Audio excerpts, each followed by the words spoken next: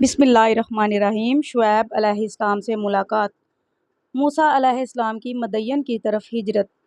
قبطی کے قتل کی خبر جب فرعون کے دربار میں پہنچی تو فرعون نے حکم دیا کہ موسیٰ علیہ السلام کو پکڑ کر لاؤ اور گواہوں کو بھی، تاکہ ہم کوئی مناسب فیصلہ کریں۔ ادھر موسیٰ علیہ السلام پریشان تھے کہ نہ جانے قبطی والے واقعہ کا کیا نتیجہ ہوگا۔ پھر ان کے سپاہی آپ علیہ السلام کو دن رات تلاش کرتے رہے، لیکن آپ علیہ السلام انہیں نہ ملے۔ ایک دن اسی واقعے سے متعلق معلومات کے لیے آپ علیہ السلام دوپہر کو اپنے شہر میں داخل ہوئے تو آپ علیہ السلام نے دیکھا کہ وہی اسرائیلی ایک اور قبطی سے جھگڑ رہا تھا اور اس نے دوبارہ آپ علیہ السلام کو مدد کے لیے پکارا۔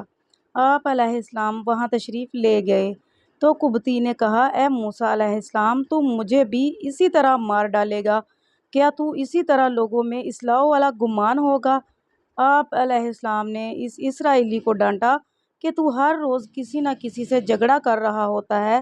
ابھی یہ باتیں چل رہی تھی کہ شہر کے کنارے سے ایک نوجوان دوڑتا ہوا آپ علیہ السلام کے پاس آیا اور کہنے لگا کہ موسیٰ علیہ السلام، آپ ہجرت کر کے کہیں دور چلے جائیں۔ فرعون نے آپ علیہ السلام کے قتل کا حکم جاری کر دیا ہے۔ حضرت موسیٰ علیہ السلام نے اس لڑکے کی بات سنی تو پریشان ہو گئے۔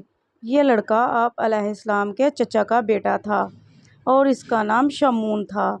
کہا جاتا ہے یہ موسیٰ علیہ السلام پر ایمان لے آیا تھا اور آپ علیہ السلام کا بہت خیر خواہ تھا۔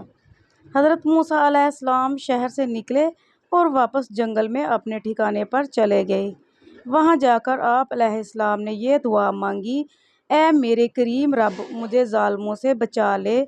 اور پھر آپ علیہ السلام نے مدین کی طرف ہجرت کی اور مدین چلے گئے۔